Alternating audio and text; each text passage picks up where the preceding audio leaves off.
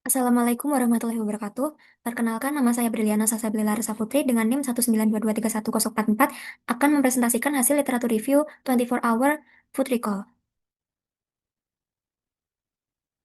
Nah, yang pertama, apa sih itu food recall?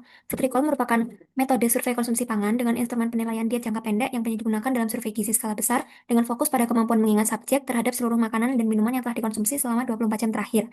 Nah, metode ini akan diketahui ukuran porsi makan berdasarkan ukuran rumah tangga atau URT. Jadi intinya adalah metode ini merupakan metode untuk mengingat apa yang telah dikonsumsi oleh subjek selama 24 jam terakhir.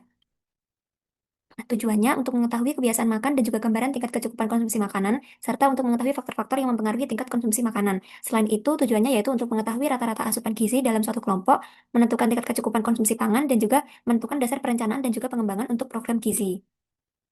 Nah, food recall ini memiliki catatan yaitu untuk penentuan hari, yaitu pilihlah hari yang bukan hari perayaan atau hari ulang tahun. Nah, seperti yang kita ketahui bahwa misalkan kita berada pada hari perayaan atau hari ulang tahun, kita akan cenderung untuk makan makanan yang lebih variatif. Seperti contohnya biasanya kita tidak makan daging, tapi karena hari ini merupakan hari yang spesial, jadi kita makan daging. Nah, seperti itu. Selanjutnya yaitu mengenai jumlah hari dalam repeated recall disesuaikan dengan zat gizi yang ingin diketahui, serta gunakan wakil hari biasa, yaitu weekday dan juga hari libur atau weekend sebagai wakil heterogenitas asupan makanan. Nah, ini merujuk pada poin yang pertama, yaitu biasanya itu kalau misalkan untuk hari weekend, kita cenderung akan makan makanan yang lebih enak-enak gitu, yang lebih variatif. Karena kan ini udah hari weekend gitu ya, jadi kayak sebagai penutup minggu, sebagai penutup week, jadi kita makan makanan yang lebih variatif begitu. Jadi hal tersebut itu dapat menjadi bias dalam penilaian konsumsi makanan seseorang. Nah, selanjutnya itu mengenai instrumen yang digunakan.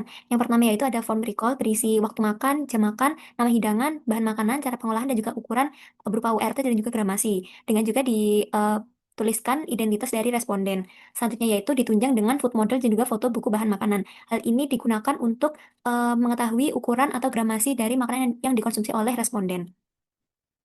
Nah, langkah-langkah dalam melakukan food recall yaitu yang pertama, catat daftar lengkap semua makanan dan minuman yang dikonsumsi pada hari sebelumnya. Lalu kumpulkan deskripsi detail setiap makanan dan minuman yang dikonsumsi, termasuk metode memasak dan juga nama merek. Misalkan makanan yang kita konsumsi itu cara pemasakannya ya dengan direbus atau digoreng, atau misalkan juga makanan yang kita konsumsi itu termasuk makanan yang instan gitu. Lalu yang selanjutnya, estimasi jumlah setiap makanan dan juga minuman yang dikonsumsi, umumnya dalam URT. Nah, catat dalam form kuesioner yang sebelumnya sudah saya tunjukkan. Selanjutnya yaitu memastikan semua item termasuk penggunaan suplemen vitamin dan juga mineral telah dicatat dengan benar pada form. Jadi hal ini itu untuk mengurangi adanya kelupaan dari responden untuk mengisi makanan apa saja yang telah dimakan sebelumnya.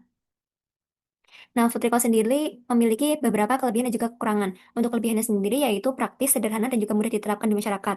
Pelaksanaannya dengan waktu yang cepat bisa diterapkan pada banyak responden, serta bisa diterapkan kepada semua orang termasuk orang yang buta huruf. Karena basically untuk food recall sendiri ini merupakan pengisian kuesioner melalui wawancara gitu. Jadi untuk orang-orang yang buta huruf itu dapat melakukan food recall juga. Dan juga dapat menggambarkan secara nyata dan asli terkait dengan konsumsi individu sehingga bisa dilakukan perhitungan tingkat konsumsi per hari. Nah, di balik kelebihannya terdapat juga kekurangan, di antaranya ketepatan tergantung pada daya ingat responden. Nah, hal ini dapat menjadi bias dalam menilai hasil survei konsumsi pangan karena untuk misalkan responden banyak yang lupa apa yang telah dikonsumsi sebelumnya akan berakibat pada hasil akhir dari survei konsumsi pangan tersebut.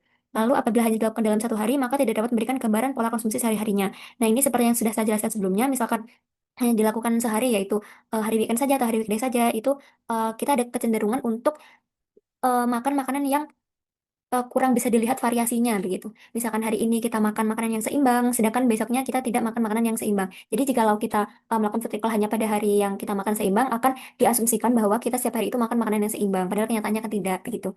Lalu memerlukan petugas yang terampil dan telah terlatih dalam menggunakan instrumen seperti food model ataupun URT. Hal ini diperuntukkan karena dalam food recall sendiri itu kan gramasi yang kita peroleh itu ditentukan melalui model food model ataupun URT. Jadi jikalau petugas tidak terampil maka akan terjadi bias dalam pengukuran hasil konsumsi survei makanan.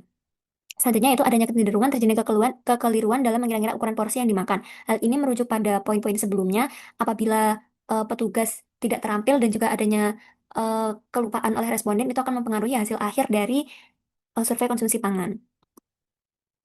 Pembahasan selanjutnya yaitu mengenai penilaian dan juga uji validitas. Untuk penilaian food recall digunakan untuk memperoleh data tentang bahan makanan yang dikonsumsi responden dalam rentang waktu 24 jam, yang kemudian diberikan skor untuk dilakukan penilaian dan juga kategorisasi. Datanya diperoleh dengan cara food recall 1 kali 24 jam, yang kemudian dikonversi ke dalam energi dan zat gizi dengan menggunakan daftar komposisi bahan makanan atau DKBM. Nah, uji validitasnya sendiri dilakukan dengan cara expert judgment, yaitu meminta pendapat para ahli mengenai instrumen yang telah disusun. Nah, food recall sendiri itu memiliki beberapa potensi bias. Yang pertama yaitu ada bias acak. Bias acak itu terjadi karena kesalahan pengukuran tapi hasilnya tidak mempengaruhi nilai rata-rata. Yang kedua yaitu bias sistemik. Bias sistemik ini mencangkup bias dari pengumpulan data, bias dari responden, bias karena alat, bias dari daftar komposisi bahan makanan, dan juga bias karena zat gizi dalam proses pemasakan, perbedaan penyerapan, dan penggunaan zat gizi tertentu berdasarkan perbedaan fisiologis tubuh. Nah, untuk mengatasi bias-bias yang telah disebutkan sebelumnya, solusi yang dapat diterapkan yaitu menyesuaikan alat dengan karakteristik lokal, misalnya menggunakan foto porsi lokal atau alat ukur rumah tangga yang familiar. Selanjutnya yaitu gunakan faktor koreksi atau koreksi kehilangan zat gizi dalam proses memasak. Ini seperti cooking yield and nutrition retention factors. Selanjutnya itu bangun suasana netral dan tidak menghakimi agar responden merasa nyaman menjawab dengan jujur. Hal ini dapat terjadi itu karena biasanya untuk responden yang kurus cenderung untuk melebih-lebihkan apa yang dikonsumsi, sedangkan untuk responden yang gemuk cenderung akan mengurangi porsi makanan yang dikonsumsi. Nah, untuk yang terakhir yaitu berikan pelatihan yang memadai dan standarisasi bagi semua enumerator atau pengumpul data. Hal ini dilakukan agar tidak terjadi bias hasil survei konsumsi pangan. Berikut adalah daftar pustaka yang saya gunakan. Baik, sekian presentasi yang dapat saya sampaikan. Mohon maaf apabila terdapat kesalahan kata. Terima kasih. Wassalamualaikum warahmatullahi wabarakatuh.